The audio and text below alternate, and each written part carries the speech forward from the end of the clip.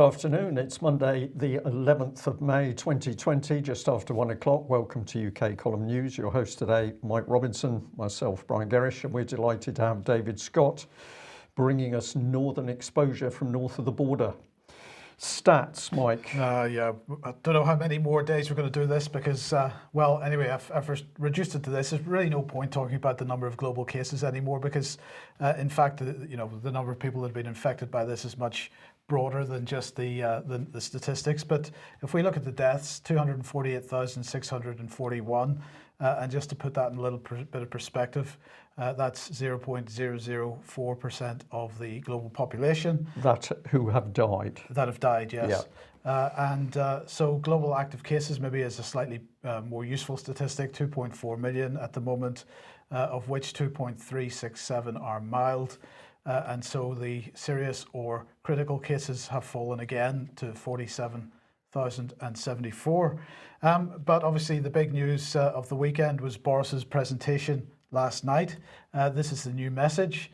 By staying alert and following the rules, we can control the virus. So it's stay alert, control the virus, save lives. This is the new message. The question is, what does that mean, staying alert? Does that mean that we have to stay aware? Or does that mean that they have to stay on a particular alert level? Well, let's just have a listen to what Boris said about this last night. And to chart our progress and to avoid going back to square one, we're establishing a new COVID alert system run by a new joint biosecurity centre. And that COVID alert level will be determined primarily by R and the number of coronavirus cases, and in turn, that COVID alert level will tell us how tough we have to be in our social distancing measures. The lower the level, the fewer the measures, the higher the level, the tougher and stricter we will have to be. There will be 5 alert levels. Level 1 means the disease is no longer present in the UK, and level 5 is the most critical, the kind of situation we could have had if the NHS had been overwhelmed. Over the period of the lockdown, we've been in level 4, and it's thanks to your sacrifice we're now in a position to begin to move in steps to level 3. And as we go, everyone will have a role to play in keeping the R down. Okay, so we're going to keep the R down. So let's just briefly have a look at the 5 levels and what these mean. So here we go.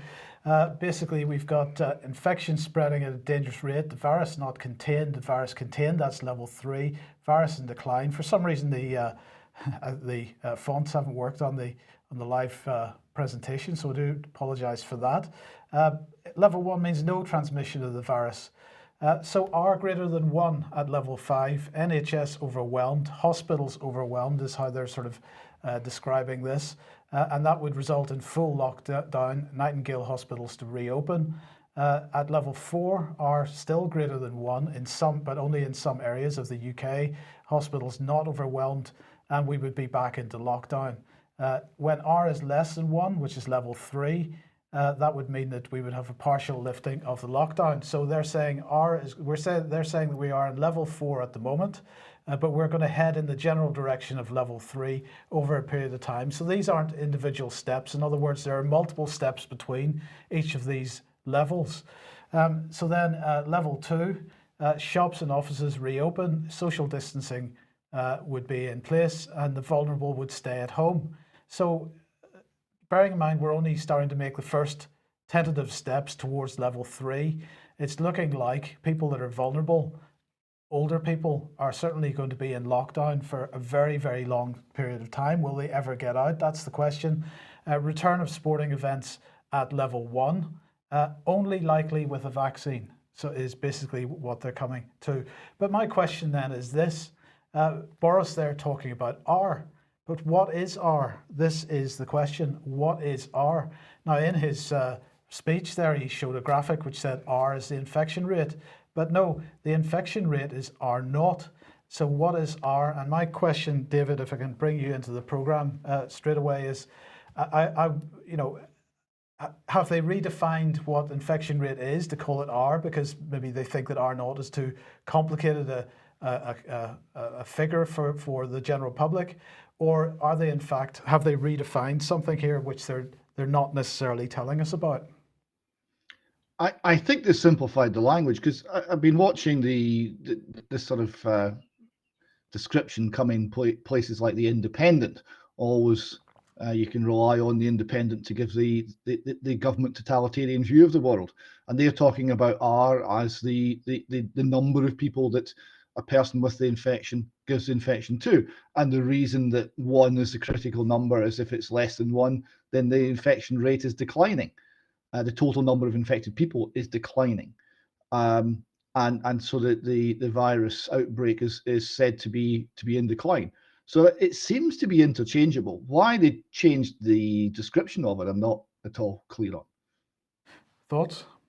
Well, I think because the overall aim is that nothing shall be clear to the public, because if nothing is clear, the public remains confused, and in that state they can be given instructions as to what to do and not to do, of which the main instruction is to remain under house arrest, because that's what the UK is under.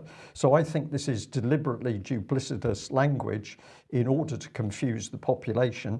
And if you notice, Boris, I believe he went to a very expensive public school, but apparently in that delivery he could only just manage to read the cue on his screen, and he was delivering as if we're all children. The little swingometer, or no, there was a little thing moving down the number of numbers, and it hesitated. It didn't even move down a whole degree, it hesitated. This is deliberate mind manipulation, and in a minute we're going to show you how real this vicious attack by the UK government on the minds of its population is. So, I mean, David, part of the reason that I'm querying this is, of course, Nicola Sturgeon was asked about R in a news conference. We have a little bit of video here, and then I'd like to get your thoughts on it. The rate of transmission of the virus in Scotland, the R number that you have become used to hearing us talk about, is still too high for any significant change to be safe at this stage. Can you tell us that number? Well, I think several times now, Chris, I've said to you, I can't tell you that number because the experts tell me it's not possible to say with certainty what that is. So the experts have told Nicola Sturgeon that it's not possible to know what that number is. So how are they going to run their traffic light system if they don't know what R0 is, if we're talking about R0 at all? So, you know, this is a pretty spectacular position to be in, David. It is remarkable. This is high quality non-player character thinking from Nicola Sturgeon. We don't know what the number is, but we do know it's too high. And I've been told both of these completely incompatible facts by experts, and I will believe these two incompatible things at the same time, and I will go in front of the nation and with a straight face and not realizing I sound like an idiot, I will tell both of these facts to the press. And the press, because they're heavily controlled and you don't get to ask follow-up questions in Scotland, the mic goes off after one question, the press will just have to take it. Okay, so where does that leave us, Brian? Well, where it leaves us, Mike, is understanding what's really happening in government. And I'm going to say Nicola Sturgeon is no different from the rest of the Westminster backbenchers, because they do not have a clue what is going on in their own government. Now let's jump back to last Monday when UK Column had an exclusive. Whistleblower at pretty high level in Westminster had told us that the whole thing about lockdown is that the government did not want to release lockdown because whilst the population are locked up, it gave the government the opportunity to repurpose government. So it was an extraordinary, lockdown was seen as an extraordinary opportunity not to reopen 50 to 60% of what each company does. And then it said, so why reopen schools, care homes, coal-fired power stations? Don't reopen any of them. They are garbage. They're yesterday's technology. They're polluting. They're toxic. They're badly organised. You don't reopen them. And the individual went on to say that if huge amounts of money was to be brought to bear, £240 billion, increasing debt by 7 times, it was pointless reopening all the old stuff. Now was the time to, quote, reinvent society.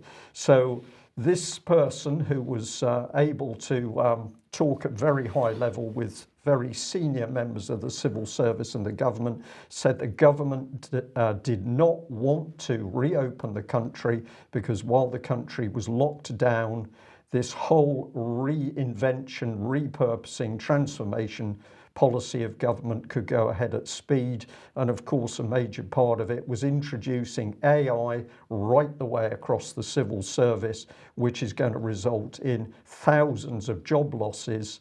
And that is going to be mirrored out across industry, schools, hospitals, and such like. So the government does not want to lift the lockdown. And what we're seeing, Mike, is the delay.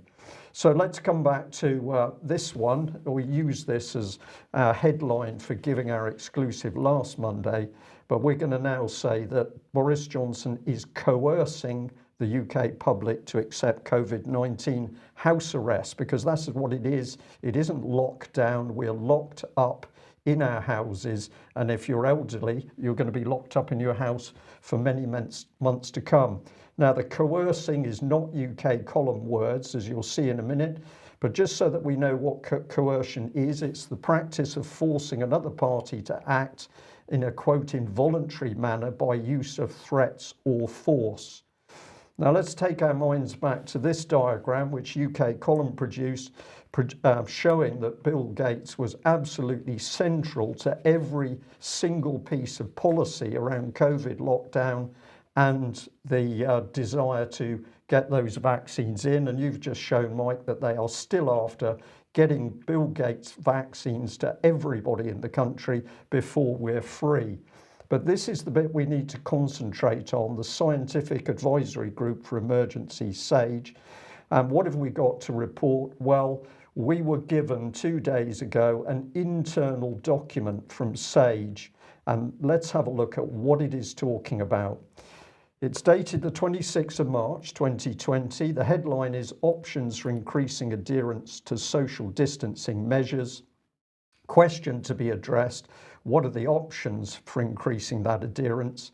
The paper addresses 2 distancing measures: general social distancing by everyone and shielding vulnerable people for at least 12 weeks. So there's part of your answer, Mike. It's clearly known inside SAGE that they're not going to let elderly people out of their homes.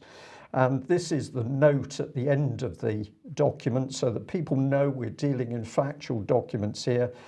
This paper was prepared by SAGE's Behavioural Science Subgroup, SPI-B, for discussion at SAGE 18 on the 23rd of March. Now, we've taken some damning excerpts out of this document, but it's real, and my goodness, this is so dangerous. So here's the government talking about persuasion, perceived threat. A substantial number of people do not feel sufficiently personally threatened. It could be that they're reassured with the low death rate in their demographic group, although levels of concern may be rising. And what does it go on to say there in bold? The perceived level of personal threat needs to be, quote, increased amongst those who are complacent, using hard-hitting emotional messaging. To be effective, this must also empower people by making clear the actions they can take to reduce the threat. Now, that last statement, Mike, is not about the actions they can take. It's the actions the government wants them to take, and the reason it is saying it's going to make people more fearful in order to get this agenda across. But I'm struggling to see how this is not a direct psychological attack on everybody in this country. It is, Mike. It is a direct psychological attack. And if you look at the number of charities and organisations saying that we've got an increasing mental health problem in this country, people are stressed, People are, some of them, in suicidal position. This is the British government using applied behavioural psychology inside the COVID science group to make people frightened so that it can put its agenda in place. When we get to the end of this document, you're not going to believe what it says. But let's move on. So here we've got part of a table which appears at the end of the document. It's called APEASE. That comes from the title of the columns: acceptability, practicability, effectiveness, affordability, spillover effects, and equity. And I'll say to David, I'll come to you on equity in just a moment. But look at what it is saying down here. Use the media to increase the sense of personal threat. Use the media to make people fearful. And why do you do that? Well, psychologists have been telling us all weekend, you do that because when people are fearful and stressed, it is easier to use applied behavioral psychology to get them to do what you want. It even admits that this could be harmful. But of course, it only describes it as a spillover effect. This is a bit like talking about collateral damage instead of saying thousands of people, innocent people killed in a war. This is a very callous document. David, equity, we had a little discussion on, because when we look at this excerpt from the SAGE behavioural document, there's no humanity in it. There's no compassion. There is nothing to do with people being concerned about other people who are sick. But what does equity mean, do you think? Well, that's a very good question, because it could mean one of two things. It could mean some sort of impartiality or fairness. That's something that you would think the government would call fairness, because they love that word. It usually comes before they pick your pocket. But the other definition, the legal one, is of course a body of law that falls outside the common law.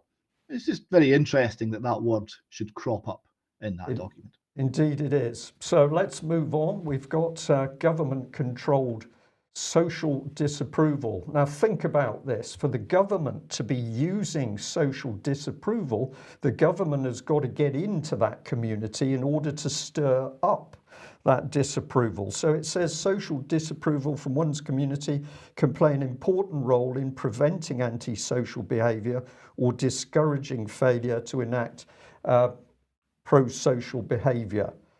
Consideration should also be given to the use of social disapproval, but with a strong caveat around unwanted negative consequences. So they're recognizing here that if you go in and stir up one part of a community against another part, what can you have? You can have brutality. You can have people attacked in the streets because they've dared to give the wrong response to another member of the public.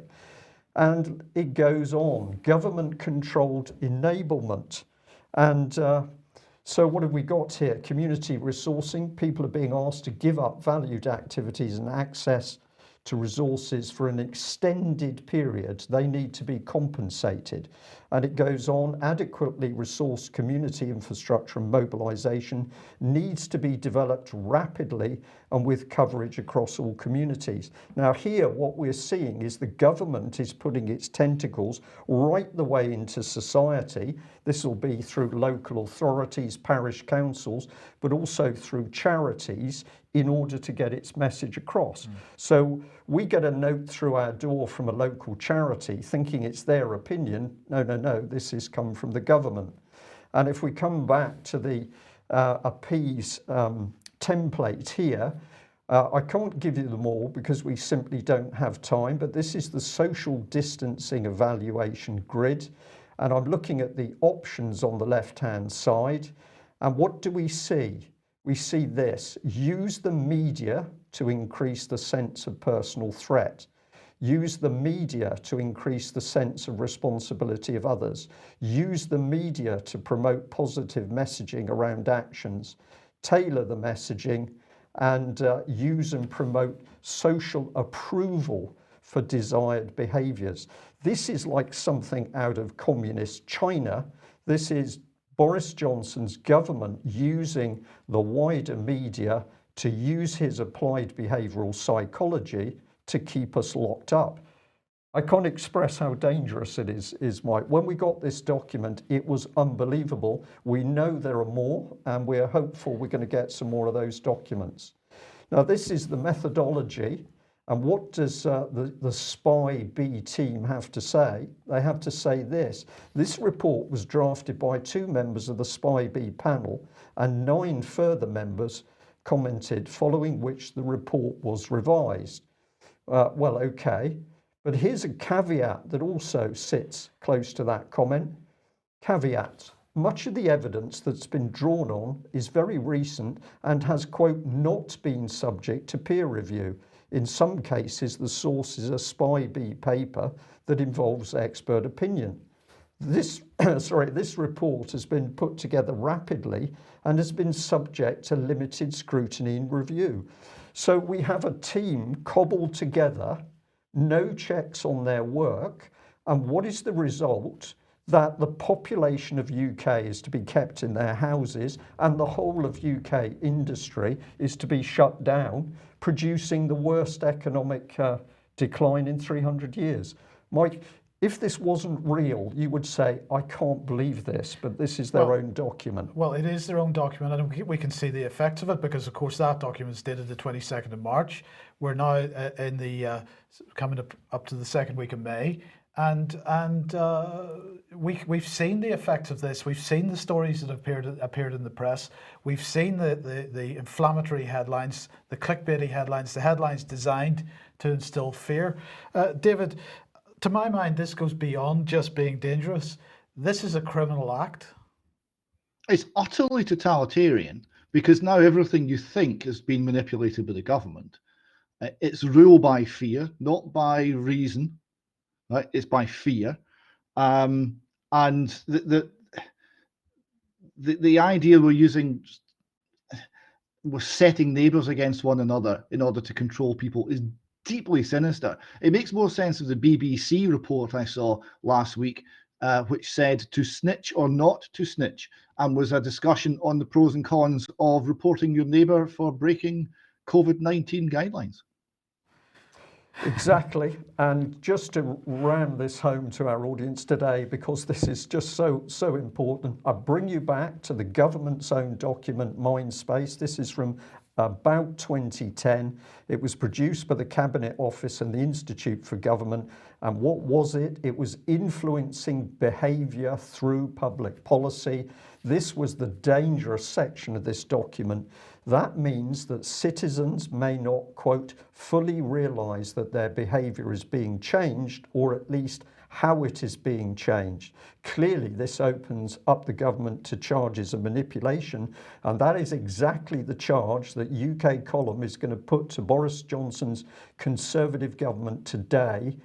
The government is maliciously manipulating public fear and behaviour in order to get through its political agenda. This was the warning we started to put out in 2013, the Express talking about the so-called nudge unit. This is the behavioural insights team that was producing this stuff. We warned about this pernicious charity that was working at very high level of the UK government in order to reframe people and look at what they're talking about, using idiots, running over people, undermining them, go round them, discredit them. This is vicious stuff. This is clearly applied psychology. It was being done with a charity. But let's get back to SAGE. Who are we interested in that organisation? Well, it's this gentleman, Sir David Halpern, because he is the kingpin from the Behavioural Insights team linked to the Cabinet Office. And we can go back to work that the UK Column did in 2011, where we were warning that around the Conservative government, David Cameron, of course, at the time, but also Francis Maude, the two key people, the head of the civil service, Gus O'Donnell, and an advisor, Jeff Mulgam, but also the head of that charity, Julia Middleton. And what were they working on? Sorry, I'll just put that in because Gus O'Donnell was later replaced by Sir Bob Kerslake. What were they working on? Well, they were working in the background with the French government in secret meetings with this gentleman, Olivier Willier, in order to discuss how to use this applied psychology on the minds of the British and French population. And if we take you on down, here is the man that we're interested in. This is Sir David Halpin. Dr. David Halpin, who was the kingpin of this behavioural agenda. And it was first used internally on departments inside government. DEFRA was the key one, a 34 million behavioural change programme, very, very dangerous. But on the right, of course, the objective was to get the British public to obey. And where were they headed for? A complete change of society, which was called Big Society. And of course, Eric Pickles was the big man in charge of communities at that stage. So this was our warning back in 2011 about this French expert in brainwashing, and he's been working at the heart of the British government, except the British public not told. What's the result of this policy? Death. And here was the Mirror's article saying that between 7,500 and 17,500 elderly people have died as a result of this vicious applied behavioural psychology. Now, is Hancock the fool guy because he's the one taking the heat, and the people behind the scenes repurposing the government are the key ones? Let's ask the question. The Boris Johnson Conservative government is lying over the COVID-19 statistics. We know why, to create an agenda of fear. Why is that happening? Well, it's to enhance the effectiveness of applied behavioural psychology on the population and to bring in a repurposed society, economy, government and constitution. This is malfeasance in public office. That is a criminal offence. The killing of elderly people, many people would say, is purely murder. David, I'm going to stop because this is so outrageous, it's almost difficult to report. It is, and it's been coming for a long time. It's fascinating that the column was covering this all those years ago, and we're now seeing the actual laying out of the process, or the fruition of the process of changing the way people think. Now, going a little bit further back in time, this in fact started back in the 20s with Edward Bernays, who invented propaganda and public relations. And I thought it'd be good to finish this section on a quote from him. He said in his piece Propaganda from 1928, "The conscious and intelligent manipulation of the organized habits and opinions of the masses is an important element in democratic society. Those who manipulate this unseen mechanism of society constitute an invisible government, which is the true ruling power of our country." So there we have it. An invisible government is controlling us all right now, if we let them. Absolutely. Now, David, obviously the old message was stay at home, protect the NHS, save lives. The new message, the new propaganda is stay alert, control the virus, save lives. You noticed something, or at least when we were discussing this earlier, you were highlighting one particular aspect of these two little graphics here. Yes, the colour change. What does red mean? Red means stop. But the new slogan is surrounded by little green arrows and ticks. And what does green mean? Well, green means go.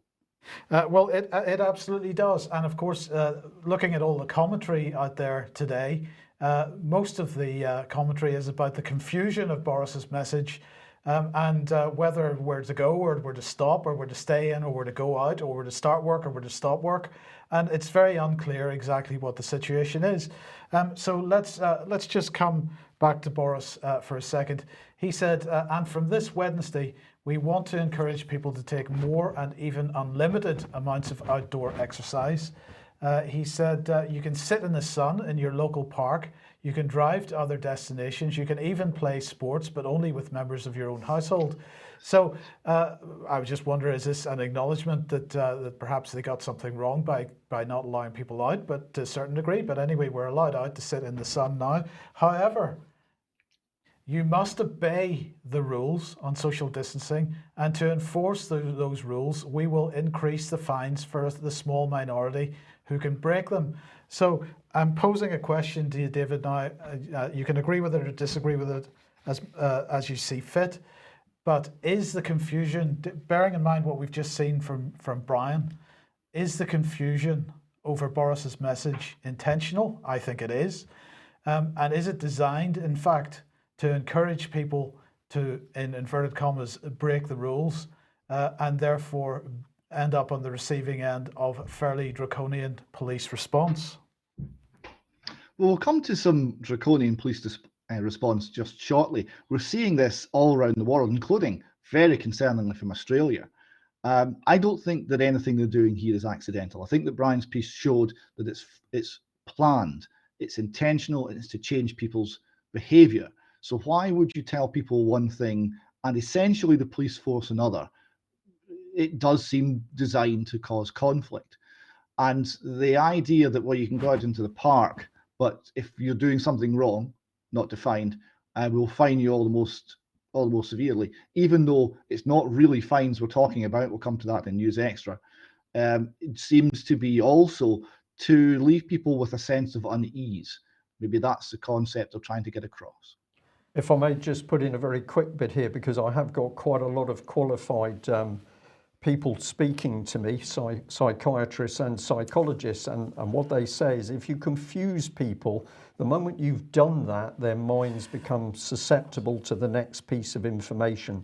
So if somebody's reading something, they come to a point, it confuses them.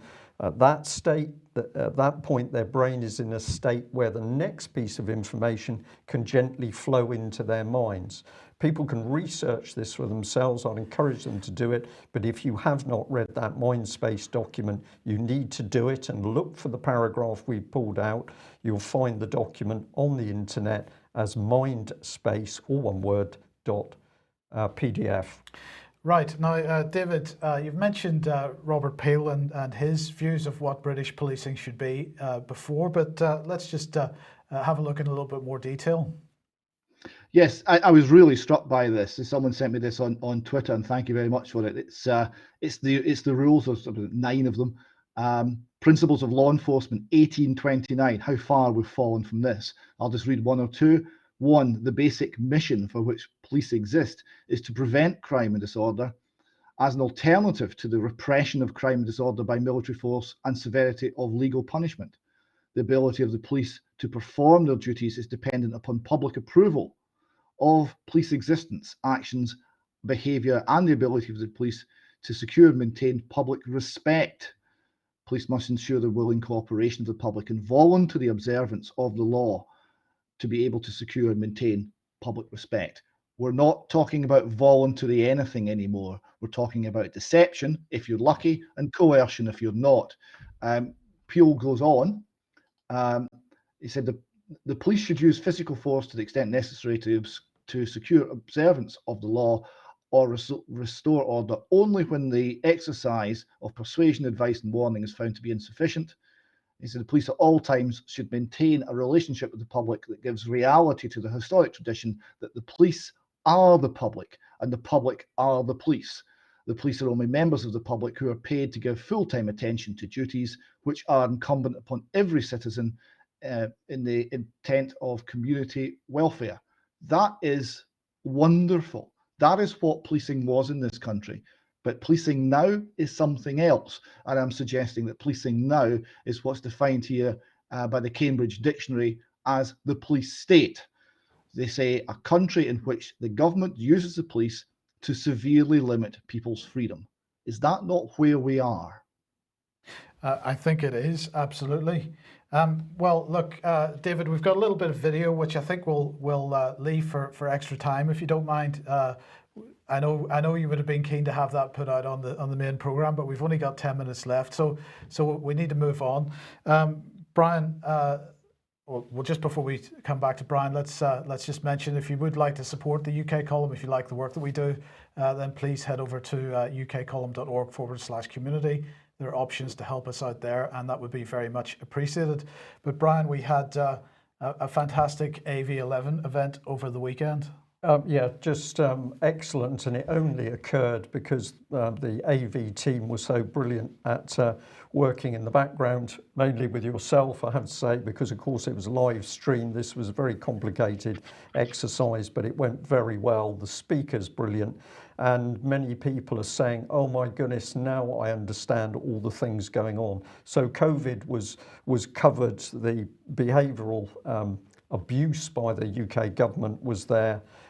We were talking about the pharmaceutical industry. Every component was present in talks, and it all fitted together. And of course, as you're just going to show, we were delighted to have 30 minutes of Ian Crane, who was able from home to speak to the audience, and that was really the icing on the cake. Yeah, absolutely. So if you're not aware, if you're an Ian Crane fan and you're not aware, he's at home now. He's recovering from the operations, but he still has to deal with his underlying condition. But he was certainly all there in a mental sense. Brilliant.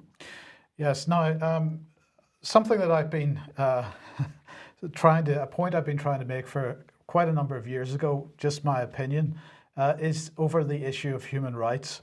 And the reason is this, because these are your human rights at the point of initiation, i.e. it's a blank page, you don't have any. Now you compare and contrast that with the idea of unalienable God-given rights, because it's quite a different thing. So if we look at human rights here, let's give a few: the right to life, the right to freedom of speech, the right to freedom of assembly, the right to protest, and so on. The problem with this is, because it begins with a blank page, of course, these rights can disappear again at the whim of whomever is in charge. So if we compare that with the idea of unalienable God-given rights, this basically sums up the position: thou shalt not. So in other words, you are unlimited, you have unlimited rights, your rights are presumed, they are untouchable, they are only limited by thou shalt not.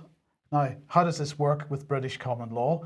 Well, in fact, the case law is Entick versus Carrington, 1675, which confirms the principle that the individual may do anything but that which is forbidden by law. So the individual has unlimited rights except where the law says they can't do X, Y, or Z. And we compare that with the situation with the state. The state may do nothing except that which is permitted by law. Now, what we're seeing increasingly over the last few years is the state is taking on the position of the individual and assuming that it has the right to do anything, including limiting your human rights. So this is a situation under the British common law system and all common law countries. Humans are presumed to have unlimited, well, not unlimited, but unalienable God-given rights limited by law. Now, so where does that leave us? This leaves us in the position, well, let's look at this particular document, legislating for the relaxation of the lockdown. Over the last lot of years, we've seen our God-given rights being replaced with the idea of human rights. The presumption then has been taken away that our rights come from some other source than the government.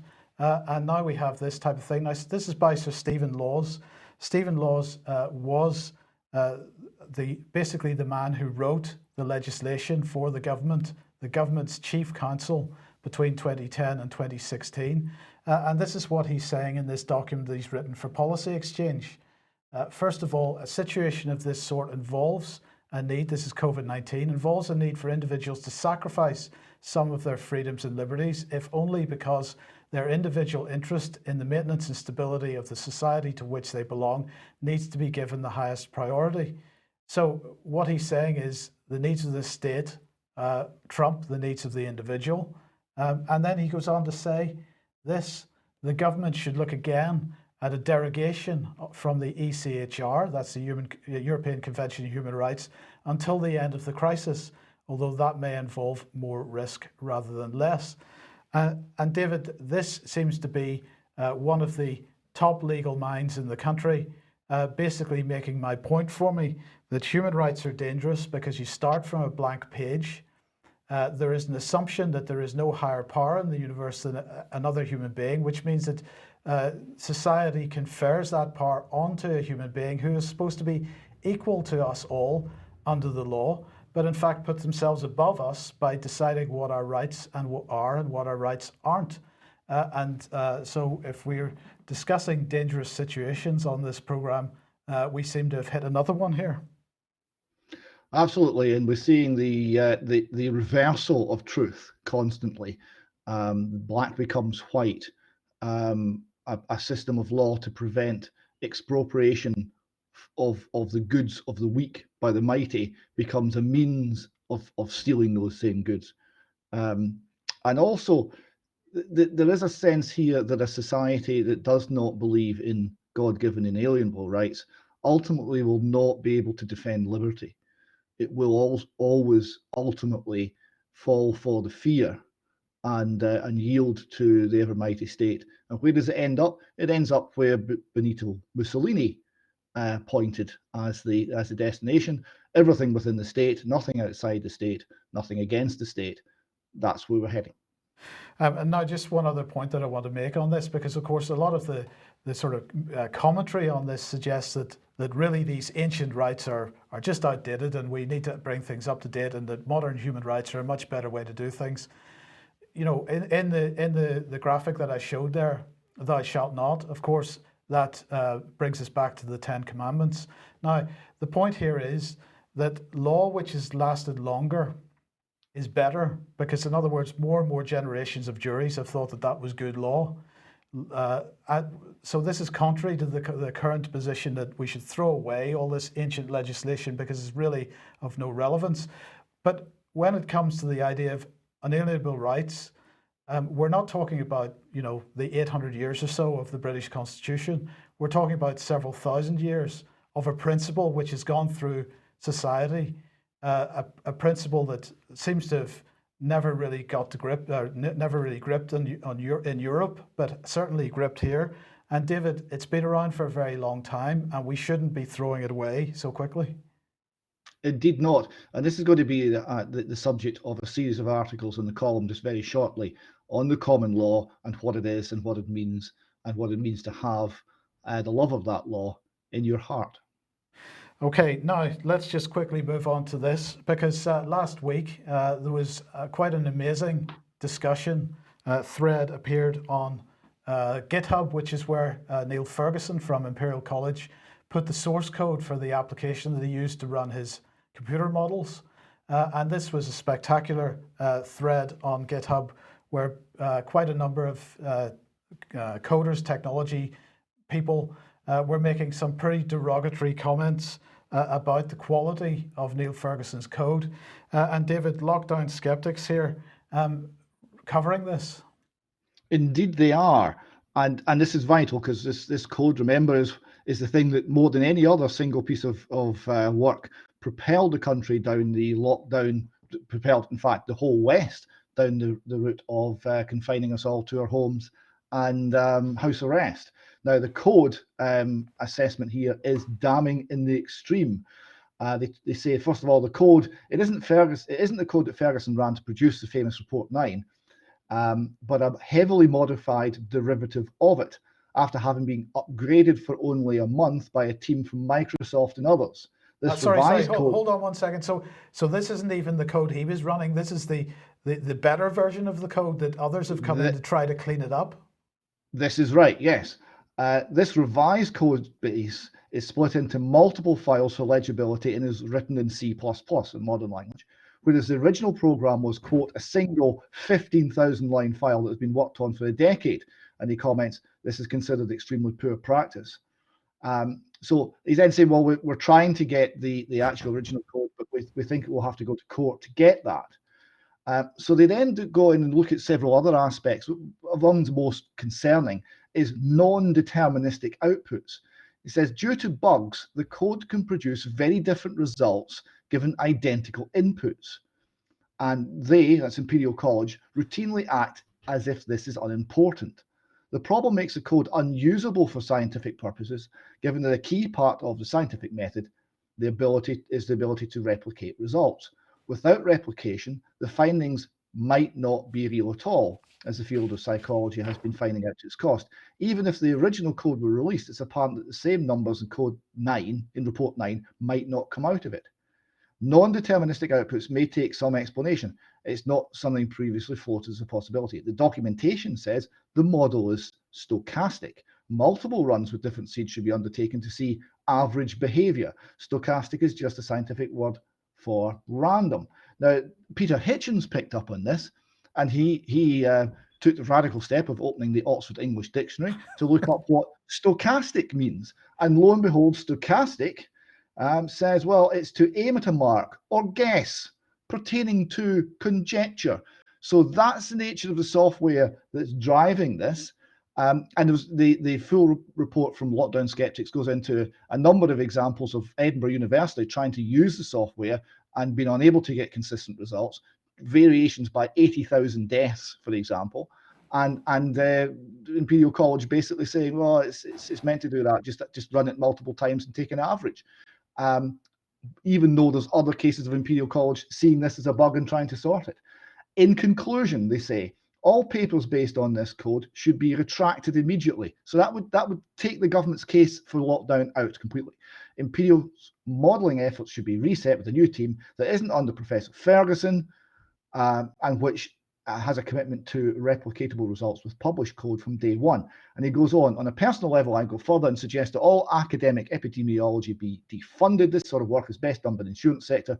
Insurers employ modelers and data scientists, but also employ managers whose job it is to decide whether a model is accurate enough for real world usage, and professional software engineers to ensure model software is properly tested, understandable, and so on.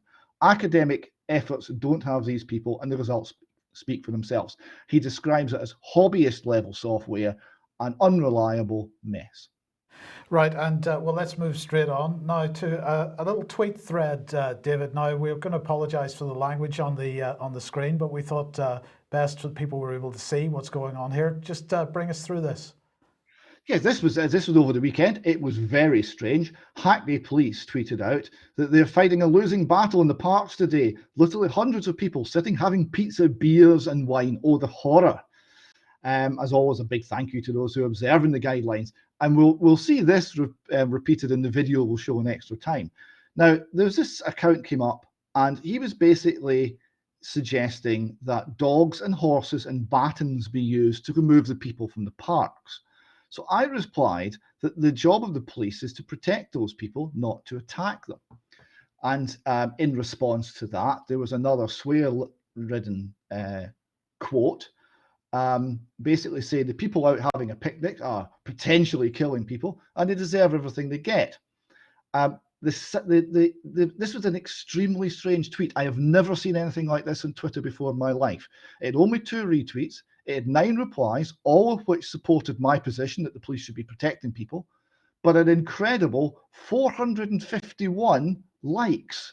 So 451 people liked the idea of the police beating up people in parks, and the likes kept coming at a kind of regular rate. And I was having a look at some of the accounts that they were coming from, and I've got one example here. 176 people with 85 followers. There were most of them were like this. These accounts are set up. They usually had a football theme because it's easy to get followers if you have an affiliation with a football club. They build up. They follow a couple hundred people. They get between 30 and 80 followers, so the account looks reasonably legit. And they're all like that. 450 of them liking that nothing of a tweet. It was the strangest thing I'd ever seen on Twitter. Would you, Mike, have any speculation as to what I might have been encountering there? Well, in the chat box, they're already speculating that you were on the receiving end of some 77th Brigade activity. Could it be that that's the gallant 77th Brigade doing their stuff? David, cut in, they are not paying the 77 Brigade salaries and the Google salaries, because Google and 77 Brigade are integrated. They're not paying those salaries for the people to sit there doing nothing. And we've already been told they're not just monitoring social media, they are actively involved in getting amongst it and changing the way people think and behave. And that includes, of course, coercion. If the government is using coercion, we can be sure that 77 Brigade is using it. The British Army is now brought into this conspiracy against the British people. If you're listening from overseas, 2020, we are describing a military supported dictatorship operating, not installing itself, but operating itself in the UK. 77 Brigade, I think we can put money on it. If that's 77th Brigade, right, and I think it is legitimate to think that it probably is, then 77th Brigade are now going on social media and advocating that the police should use violence against peaceful people. And if that's the case, that is a new law. Well, I'll just add to that information that we've had, which we can't substantiate, but it was very interesting information, suggested that 77 Brigade was already trying tricks to threaten and warn off people. I think we're going to get further information about dirty tactics like that in the future, but we'll see. Well, speaking of the military, they seem to be surrounding Nicola Sturgeon here, but I suspect they're not attempting to arrest her or murder her in her bed. David, what on earth is going on? This is VE Day I see. celebrations, and Nicola's there. It just struck me that this was profoundly North Korean. Nicola's there front and center, framed by the military. She doesn't know quite what to do, so she's looking sad and down because she thinks that's what you do at military events. And with the police in the background, and it was just the most North Korean thing I've seen the Scottish government stage, and I thought it was just worth commenting on it. Now, there is, of course, something more going on military matters in Scotland. Here we have an article from the Times, and they're saying that an army of civilians could fight viruses and hackers. This is from I presume they're talking computer viruses as opposed to coronaviruses. No. They're talking about viruses, including coronaviruses, and hackers and terrorists. So we're going to have an army of civilians. And this gentleman here, you see, this is Mr. McDonald. He's SNP spokesman for military matters, and he's extremely well qualified for that because he was once a holiday rep in Ibiza. So he knows a little bit about fighting on the beaches. And he's now speaking. Well, we'll see exactly what he's speaking because it's very interesting. You might recognize the language, gentlemen. It says here, Mr. McDonald says that clinging to 20th century idea of national security was no longer tenable. The threat now is less about invasion or hostile states sending bombers over our skies. It's much more nuanced and asserts itself in different ways. He said he hopes to win support from the Scottish government, which is the SNP, right? So that's a given. Insists that Holyrood already has the power to establish a national resilience force. It could be expanded after independence or indeed adopted by the UK government on a larger scale. Remember, gentlemen, we are the testing ground when it comes to you next. The idea has been backed by Stuart Crawford, former British Army officer, served as SNP defence spokesman, Paul Sweeney, former Labour MP, and Major General Mitch Mitchell, director of the Development Concepts and Doctrine Centre at the Ministry of Defence's think tank. He described the concept as, quote, innovative 21st century post-COVID national security thinking. Here we go. And then Mr. McDonald said that the ideas have been heavily influenced, right, brackets written, heavily influenced, he says, by the Modern Deterrence Project at the Royal United Services Institute. And if we go to that, we find that this is, in fact, the Modern Deterrence Project focuses on blending of traditional deterrence and societal resilience against emergent forms of warfare. In the age of hybrid and grey zone warfare, our defence cannot exist solely of armed forces. Governments, businesses, civil society should also work together to strengthen our resilience against existing and emerging threats. Together with the armed forces capabilities, such societal resilience can function as a crucial deterrent. grey zone, the gap between peace and war, the hybrid warfare where everything is part of an attack. Now, where do we know this from? Well, we know it from Mark Cotton-Jones, and for anybody that was watching AV11, I couldn't remember his name on Saturday, so that's who it was. Mark Cotton-Jones, who of course was making the point last year that there is no difference between peace and war in the 21st century world. These are no longer binary states, and just like gender. It's a completely fluid situation. You're on a single timeline. You could either be, maybe a bit more warlike today, a bit less tomorrow. It's a bit like Boris's alert system, really. It sort of go up and down, whatever direction they want to go. It's just totally grey the whole time. But Brian, what's the Queen doing in the present circumstances? Because obviously she's over 70 and probably... She's not going to be doing anything ever again, Mike, because the Mail's headline here's got it. Queen may never return to frontline duties. Monarch 94 could remain quarantined in Windsor indefinitely until a vaccine is found. We're really being told what's coming on here. Yes, absolutely. But of course, that headline implies that she's going to be inside the whole time. But Windsor, she's not going to be stuck in the house. She can sit in the park, and if the police don't see her sitting too close to her family, she's going to be okay.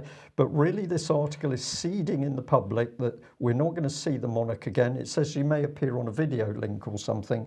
But look at how long she's going to be there until... Who? Bill Gates. Until Mr. Gates' vaccine empire can get his flawed products out. And we know now that he's looking at trillions in profit. You simply multiply the world population by £477 because that's how much he's going to charge. So we're not going to have a monarchy until Mr. Bill Gates can make enough profit.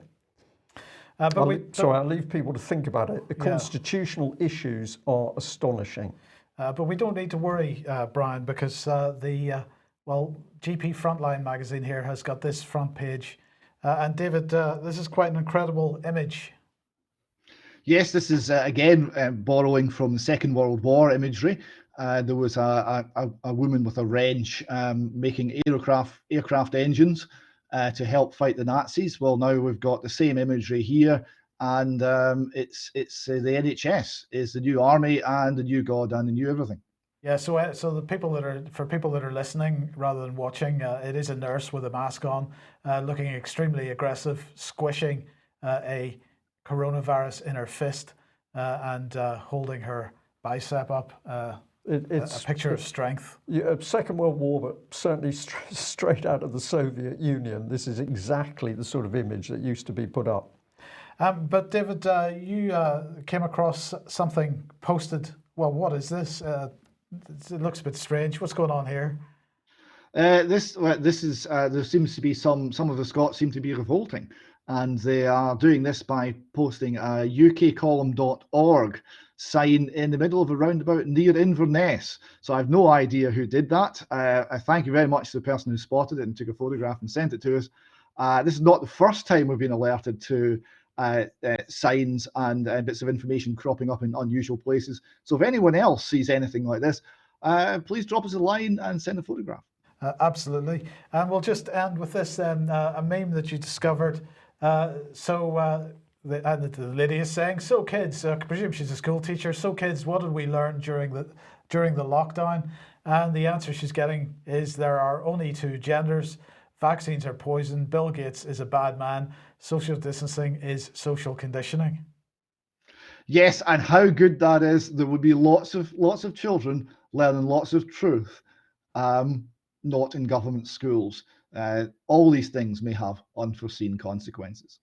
Absolutely. Indeed. Well, we've extended the news today because we think the news that we're bringing to you is so important. Very, very dangerous times in UK, because if the government is allowed to get away with house arrest, of course that can be repeated in the future. It can be increased in severity. We are watching freedoms disappear. It's up to all of us to do something about it. If you can help share UK Column News, we will be extremely grateful. It's quite clear to us that we're being censored now quite heavily in some areas. If you value free speech, help us to keep putting out the facts and the truth. Thanks for joining us today. Bye-bye. Bye-bye.